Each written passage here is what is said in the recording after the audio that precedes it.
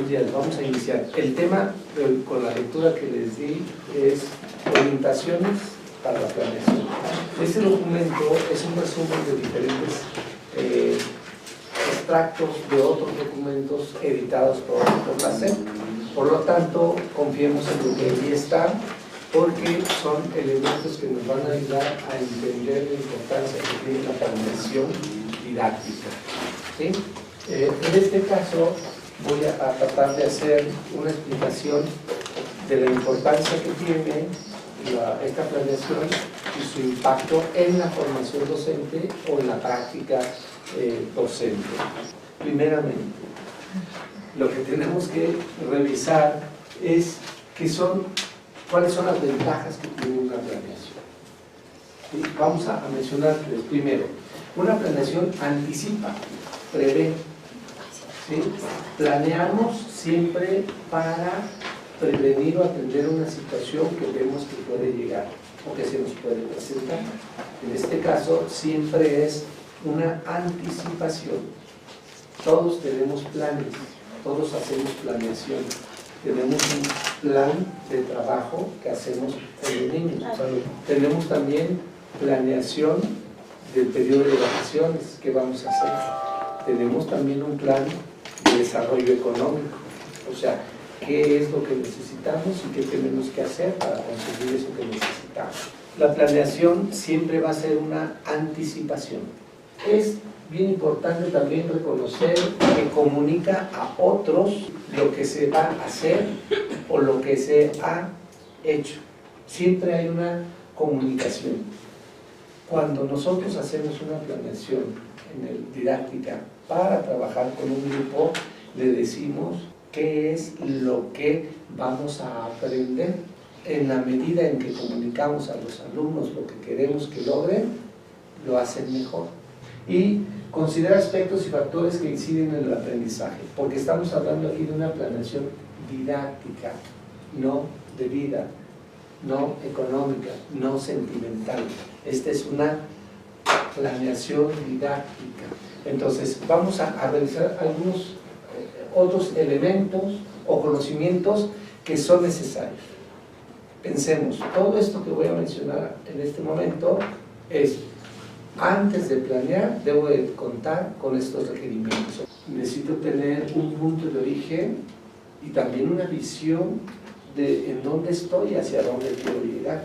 Estos elementos, primero, como docente, lo que debo de considerar es un conocimiento claro y preciso de planes y programas. Estos documentos que se llaman planes y programas. Pero los debo de conocer en lo que se refiere a mi trabajo específico. Soy maestra de preescolar, tengo que conocer todo lo que es el plan general y lo específico de los programas de preescolar. Soy maestro o maestra de primaria, lo que tengo que conocer es el plan de estudio y los programas de todas las asignaturas de los 6 grados. Soy maestro o maestra de secundaria, tengo que conocer el plan general de estudios y lo correspondiente a la o las asignaturas que atiendo. El segundo punto es saber cómo es que los alumnos se encuentran en su nivel de desarrollo y de aprendizaje en esa edad, en ese nivel, cuando yo los atiendo. Esto me lo dan las teorías, ¿sí? Me lo da el conocimiento que tengo de comportamiento que están desarrollando los niños o niñas o adolescentes en el aula. Debo de contar con una información sistematizada. No es imaginación o creencia. Yo creo que así.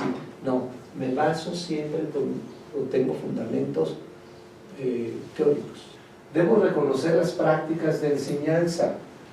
Es decir, en mi trayecto formativo realicé prácticas.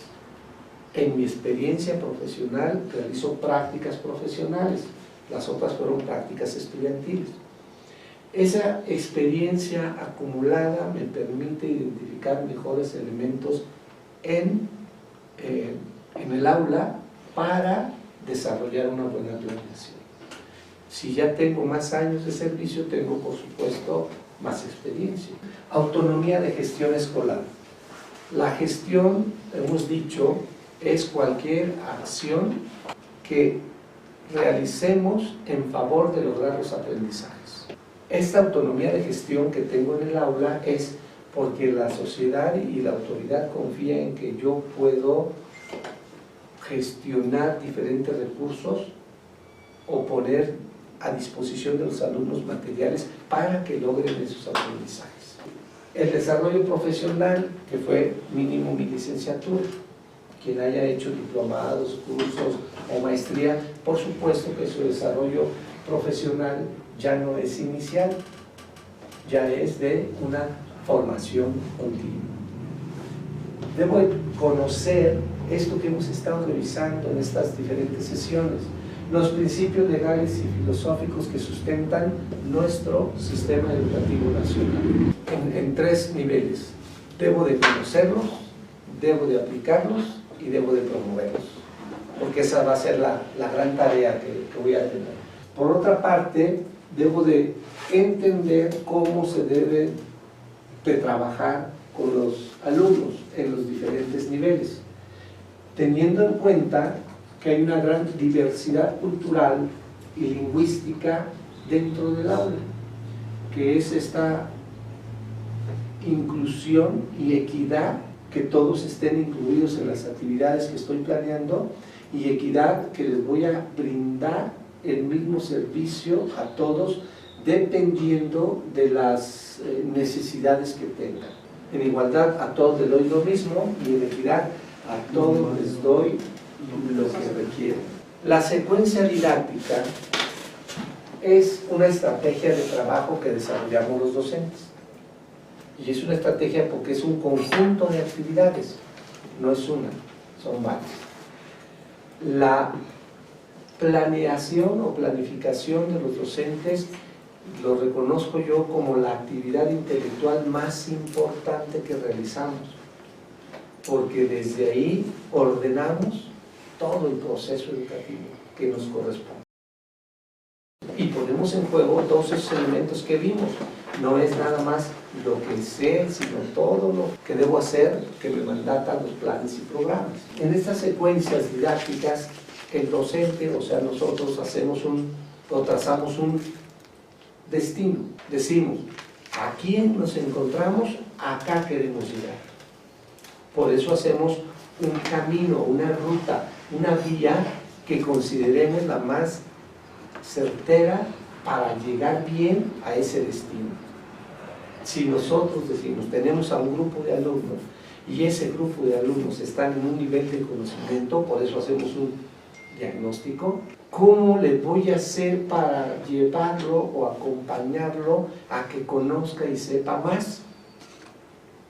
Entonces trazamos un recorrido pedagógico, porque ahí la serie de estrategias y recursos que voy a poner son para que yo pueda enseñar o acompañar mejor a esos alumnos. Esta secuencia didáctica también me sirve para construir y reconstruir mi propio conocimiento.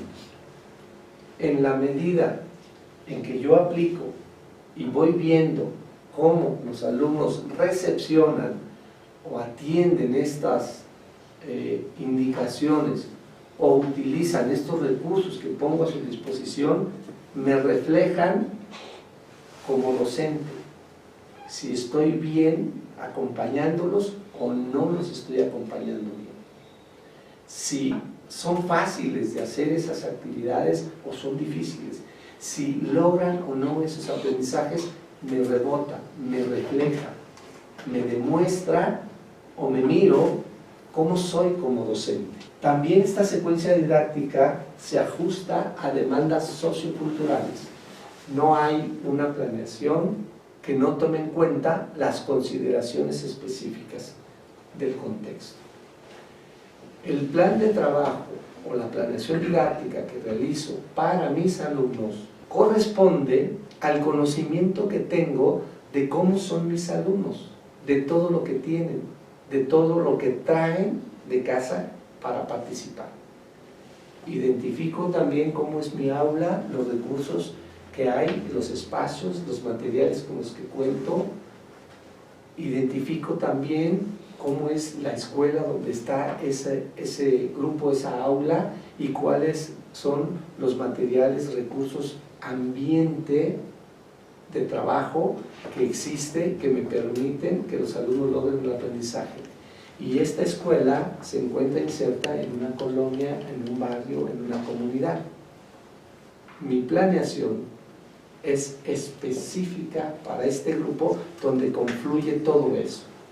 Lo que traen desde casa, la familia, la colonia, lo ponen, lo meten al aula y ahí lo trabajan. Y el maestro tiene que atender esa gran diversidad. Este recorrido se reconstruye cooperativamente porque recordemos que nuestra planeación es ideal y hacemos ajustes. Esos ajustes son por demanda. Como estoy viendo al grupo, el cómo participa, de esa manera puedo meter más recursos, más tiempo, otra organización diferente, o sustituir o eliminar esas condiciones.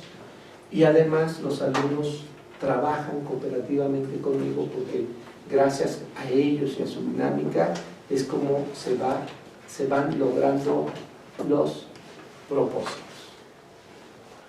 Finalmente, dice, el hecho educativo involucra a toda una comunidad. El trabajo que yo realice en el grupo no se queda ahí.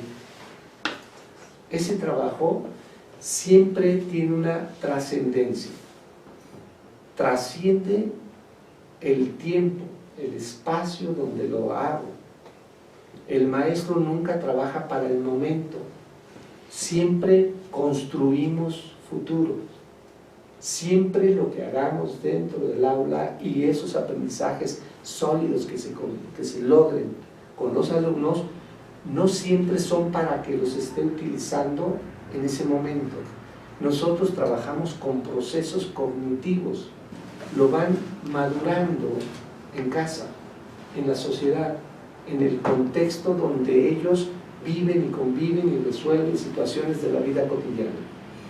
Entonces debo de pensar que este aprendizaje que estoy promoviendo tiene trascendencia. Y en esta secuencia didáctica debo de visualizar qué es lo que están logrando ahorita para que resuelvan situaciones en lo inmediato o en el futuro muy lejano. Algunas otras consideraciones sobre la planeación didáctica. Primero, quedan configuradas por un orden, porque es un orden el que nosotros establecemos, y es una serie de actividades, se llama secuencia, y una secuencia es A, B, C, D, 1, 2, 3, ¿sí? Primero, segundo, tercero. Entonces es una serie de actividades hilvanadas que nos van a permitir ordenar todo un proceso y lograr un aprendizaje. El énfasis está en la sucesión de las actividades, no una actividad, luego otra y luego otra, sino en qué une la actividad A la actividad B, qué es lo que une la actividad B a la actividad C. ¿Me explico? O sea, no son actividades aisladas, sino vinculadas. En la planeación podemos distinguir cuando alguien pone actividades de relleno. La planeación es articular una serie de actividades en un orden establecido de menor a mayor grado de complejidad para que caiga un producto final que se llama aprendizaje. Implica una sucesión premeditada, esa es la planificación de actividades, es decir, ese orden, y que serán desarrolladas con un ritmo. Hay actividades lentas y luego muy aceleradas y otras para relajar porque terminamos un proceso o una sesión. En la planeación debemos de cuidar ese ritmo, que no se nos caiga, porque si el ritmo se cae, los niños pierden interés. Eso que llevábamos ganado con una dinámica, al cambio de ritmo, ¡pum!, se baja. O a lo mejor íbamos demasiado lento y después queremos acelerar demasiado y el tiempo ya no nos alcanza. El orden y el ritmo constituyen los parámetros de esas secuencias didácticas. Además, algunas actividades pueden ser propuestas fuera de la misma. Nuestras planeaciones son ideales y el grupo, el ritmo, la velocidad que tienen para aprender y para organizarse y para participar, la dificultad del contenido que les estoy proponiendo va a ser o puede ser mutado, puede ser cambiado, puede ser diferente a ese que tenía diseñado. Es necesario que mi planeación sea flexible, porque si hago una planeación rígida en tiempo, por ejemplo, ya, se acabaron 3 minutos, ahora lo que sigue, ya, se acabaron 10 minutos, ahora lo que sigue, rompo ritmo. Es ideal nuestro diseño.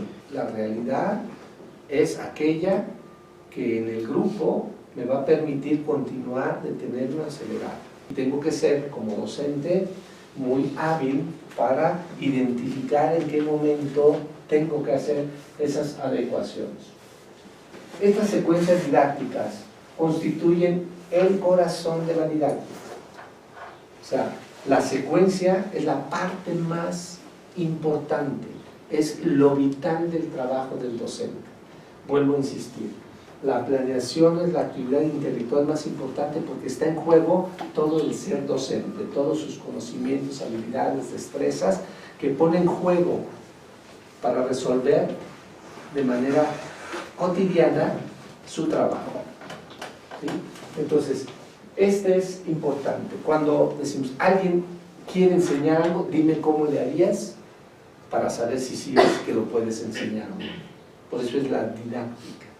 ¿Sí? La secuencia implica planificación a corto plazo que, vuelvo a decir, con su ejecución incluye un largo plazo. Trabajo aquí para ver allá resultados. ¿Sí?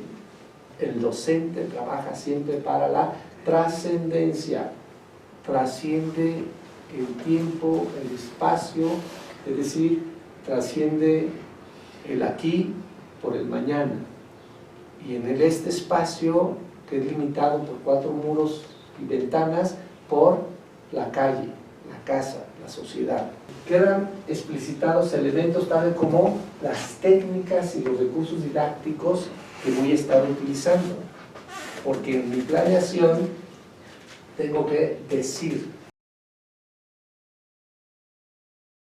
qué van a aprender y qué pongo ahí. Entonces todos estos recursos materiales, físicos, virtuales que voy a usar, los debo de establecer en mi planeación.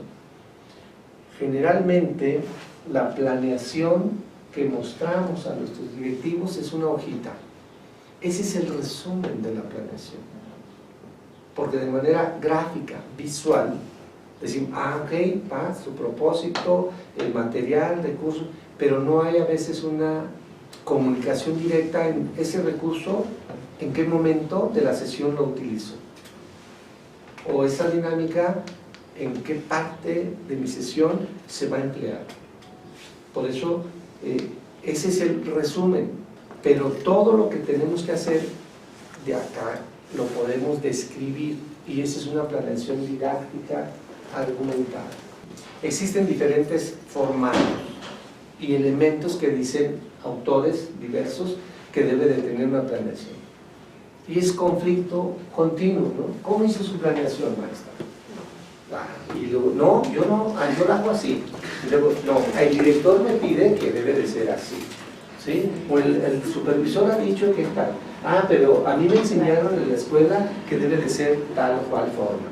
Lo importante no es el formato, es el contenido. Vuelvo a decir, el formato a veces nos orienta, pero en la lógica, en la coherencia y la pertinencia de todo lo que está en esa planeación es donde podemos distinguir que un maestro o una maestra es bueno o buena, que sí va a lograr ese propósito o ese aprendizaje con los alumnos. Anthony Zavala, en este libro, La práctica educativa, cómo enseñar, en su capítulo 3, por ejemplo, nos habla de las secuencias didácticas y las secuencias de contenido, y empieza a platicar o a escribir para hablar de esas diferencias, pero la importancia que tiene el que sepamos planear. Les envié también un archivo de IDERE en el capítulo 1 y 3, que también nos habla de la importancia de la planeación. Así vamos a encontrar muchos autores. Cada autor dirá ciertos elementos, nos ayudará cuál es el que nos conviene más, el que se acomode a nuestra forma de ser, a nuestro estilo, a nuestro contexto. Pero siempre hay que tomar en cuenta el valor de todos los elementos que hay en una planeación. Indagar acerca del conocimiento previo, dice Zavala, que es uno de los elementos esenciales. ¿Qué tanto saben los alumnos? Porque ese es el punto de partida. De ahí para adelante.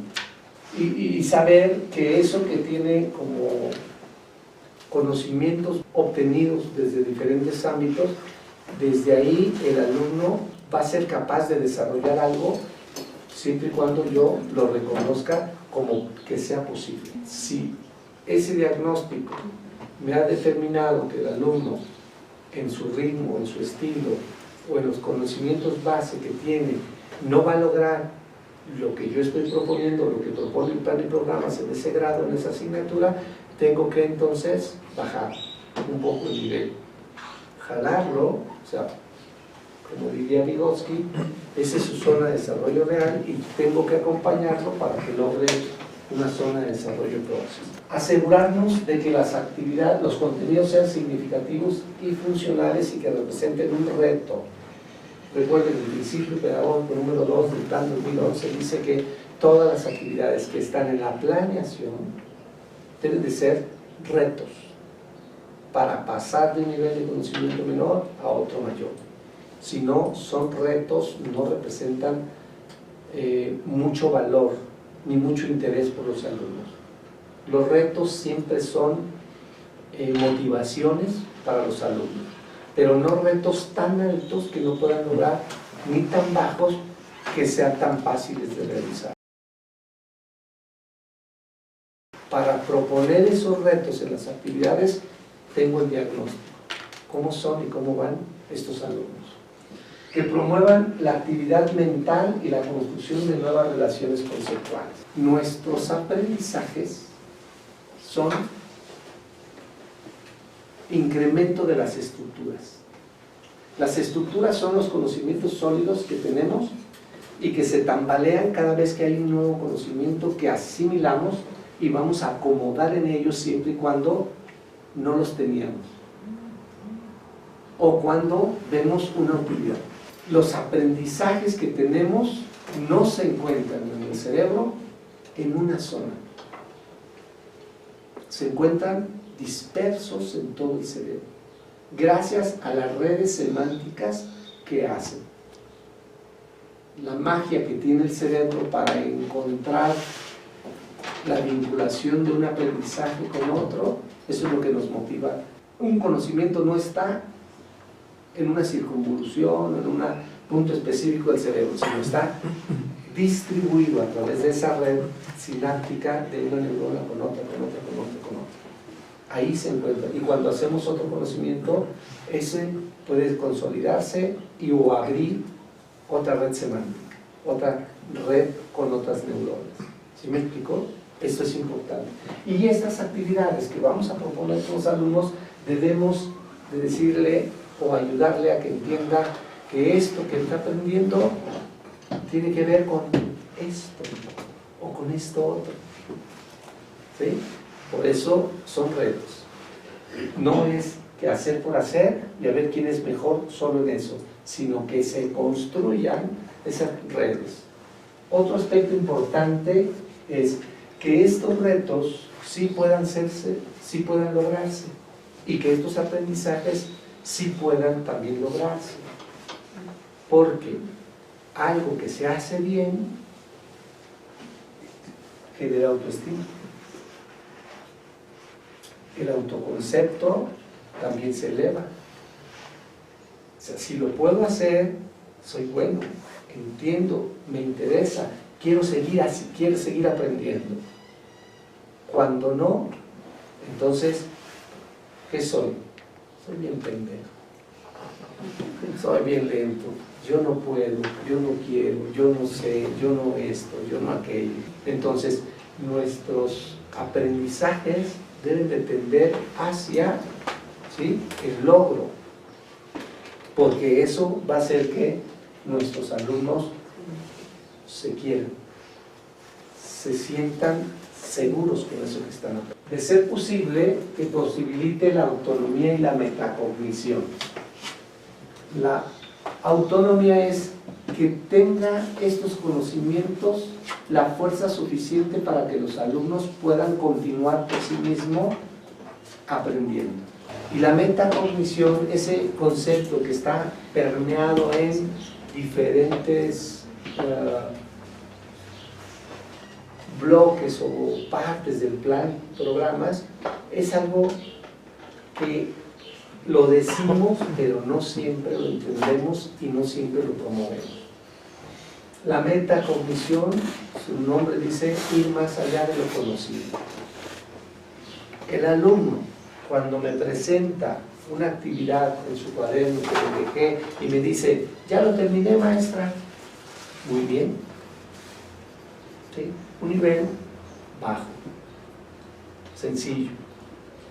Entonces, como docente, si yo le hago una pregunta, ¿y cómo lo hiciste? Ese cómo lo hiciste genera discurso en el otro, genera reflexión y análisis de eso que hizo. Y entonces cuando el niño me explica cómo lo hizo, subimos de nivel cognitivo. Y si todavía le hago una pregunta extra y le digo, ¿y qué piensas de cómo lo hiciste? O sea, ¿cómo llegaste a pensar que ese era el camino para llegar a ese conocimiento? Y entonces empieza a reflexionar, es que yo pensé, es que yo vi, es que yo analicé y me acordé de tal o cual cosa. ¿Qué estamos haciendo? Metacognición. Ese es el proceso de metacognición que los docentes tenemos que llegar en el trabajo con los alumnos. El docente, con base a consideración de esos tiempos reales y condiciones reales que tiene en el aula, lo que tiene que hacer es diseñar secuencias didácticas construyendo estas redes cada vez más complejas, ¿no? Mi planeación de hoy es simple, la de mañana más compleja, la que sigue más compleja, porque voy ayudando a que el alumno construya todo eso, ¿sí?, de lo sencillo o de lo simple a lo complicado. Si transitamos de ese nivel básico a uno más elaborado, ayudamos mejor a los alumnos. La diferencia entre los modelos tradicionales no solo es el que obligábamos a la repetición, o hasta que no hagas 100 ejercicios de un proceso, entiendo que aprendiste. Que ahora podemos decir es un poco diferente. Cuando vemos esas 10 innovaciones del modelo educativo, en el número 2 nos habla de que trabajamos mucho la memoria y la repetición, mientras que se debe de buscar el aprender a aprender. ¿Cómo le vamos a ayudar al alumno para que aprenda sus propios procesos de aprendizaje? A que reconozca sus propios procesos de aprendizaje. Aprender de eso que aprende, ¿sí? Entonces, ahí, en la medida en que las actividades que ponemos son mejores para él y va creciendo en su nivel semántico o en sus relaciones, le ayudamos mejor. En el punto 4, donde se señala que había una serie de contenidos, exceso de contenidos, y que todos esos contenidos, por quererlos aprender, no se lograban. Ahora en el nuevo plan se señala aprendizajes clave, significativos. Clave porque, ok, de todo eso, esto es más importante que esto. Hay cosas que a lo mejor dentro de la escuela lo aprendes de otra forma o en la sociedad lo aprendes de otra forma, pero la clave de ese aprendizaje está en estos elementos. ¿Cuáles son los componentes de una planeación didáctica? Vamos a encontrar primero componentes curriculares, todo lo que la SEP me brinda y todo lo que tengo para encuadrar una planeación. Nombre de la escuela, todos tienen escuela, tienen un nombre, un grado, tienen un bloque o periodo de trabajo, tienen una asignatura, tienen un enfoque didáctico de la asignatura. Esta es la forma en que se debe de enseñar y lo pongo acá porque de acuerdo con esa asignatura y su forma de enseñar, ¿sí?, es como oriento mi planeación. Tiene unas competencias a desarrollar y tiene un aprendizaje esperado. La médula de una planeación es esto, el aprendizaje esperado. Planeo los aprendizajes que van a lograr los alumnos, no las actividades. Las actividades son recursos o medios para lograr ese aprendizaje. Todo eso me lo da la SEP y está aquí. ¿De acuerdo? Aquí está. Aquí no hay nada inteligente, solo copy-paste. Copy y pegué. ¿Ok? Hasta aquí todo bien. Todo eso lo pueden hacer. Si les doy un formatito para una planeación, ¿lo hacen? Sí. Claro. No necesitan más, no necesitan inteligirle, ¿verdad? Ahora vamos a ver que la planeación, vamos a ir así y luego la vamos a ir desmenuzando. Necesitamos, ¿sí?, diseñar un orden en las actividades. Y estas son actividades de apertura o de inicio, actividades de desarrollo y actividades de cierre. Por tiempo y por importancia volvemos a decir, las actividades tienen que ser así, no así. Porque una me debe de llevar a la otra, y la otra a la que sigue, y así. Esa es la importancia de la planeación didáctica. Y que esta secuencia, ¿sí?, no se corte. Pero en cada una de estas actividades debo de poner otros elementos, ¿sí?, como son, vamos a decir, qué estrategias didácticas me van a permitir lograr esos aprendizajes. O sea, ¿cómo lo voy a enseñar? ¿Cuáles son los recursos, ¿sí?, que se llaman tiempo, espacio, materiales? Esto es lo más importante. Aquí vamos a ver si son maestros o no son maestros, ¿verdad? En donde vamos a utilizar lo que dijimos al principio. Todos esos elementos aquí van a estar. Mis estrategias didácticas. ¿Sí sé enseñar o no sé enseñar? ¿Y cuáles son esas estrategias para hacerlo? Conozco los recursos y materiales que sean suficientes o apropiados para el logro de este aprendizaje. Entonces aquí lo voy a poner. El espacio donde quiero que los alumnos trabajen estas actividades es ideal o forzado o excedido. Entonces tengo que pensar en esta agenda, ¿no?, de cómo lo voy a realizar. Los tiempos. Recuerden que en una planeación, las secuencias, en una secuencia didáctica, si es por una sesión, organizo los tiempos para que no me sobre, no me falte, que lleve más o menos equilibrio.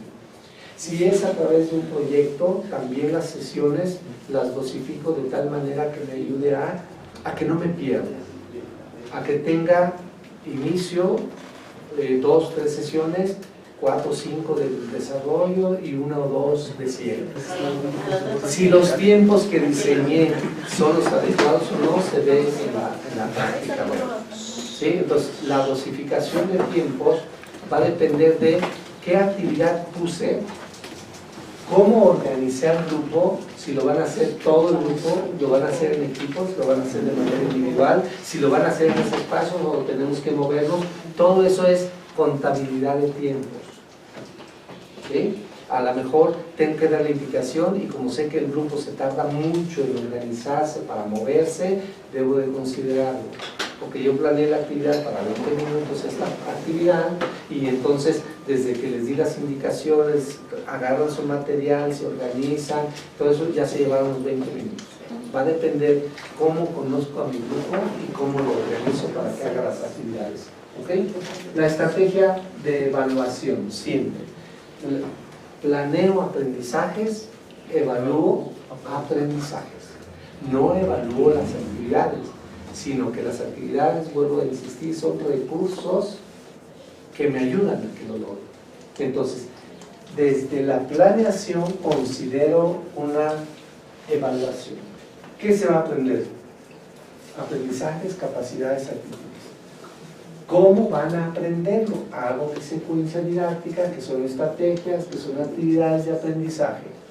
¿Con qué se va a aprender? ¿Cuáles son los recursos materiales educativos que pongo a disposición o que construimos o que pido a los alumnos para que se logre ese aprendizaje?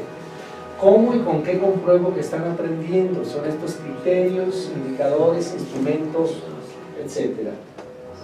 ¿Sí? Las actividades de inicio sabemos que permiten explorar, recuperar saberes previos que tienen los alumnos e intereses. ¿Sí? También les sirve para inducir al tema que vamos a trabajar, o sea, o para continuar actividades que llevábamos sobre el mismo aprendizaje. ¿Sí?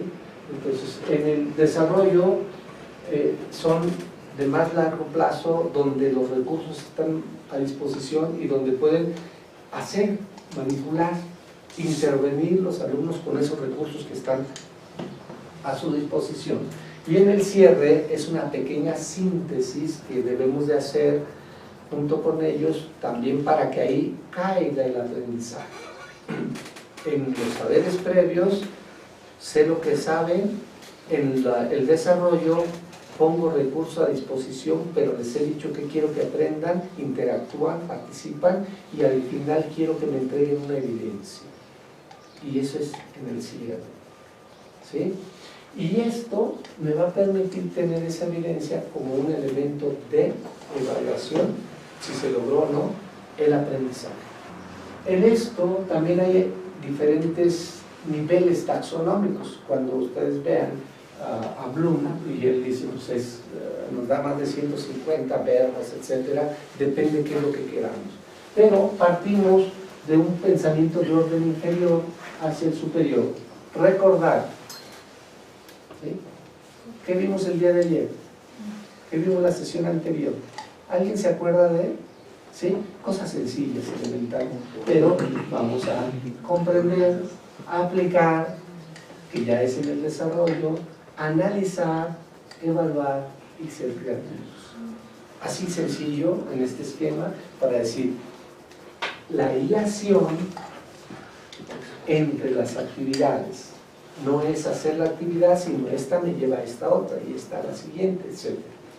Lo que tenemos que ver, por ejemplo, y considerar son estos principios pedagógicos que hemos estado recordando. Poner al alumno en el centro, generar ambientes, diseñar experiencias para el aprendizaje situado, es utilizar todos los recursos y materiales, dar mayor importancia a la calidad que a la cantidad de los aprendizajes, la situación del grupo, dónde está, cómo está, y la importancia de que los alumnos resuelvan por sí mismos estos trabajos. Después hablaremos sobre lo que es la evaluación, pero ya lo consideramos desde la planeación y tomamos en cuenta lo que nos dice el cuadernito 4 de la SEP de evaluación. Cada técnica tiene instrumentos, cada instrumento tiene lo que se puede evaluar.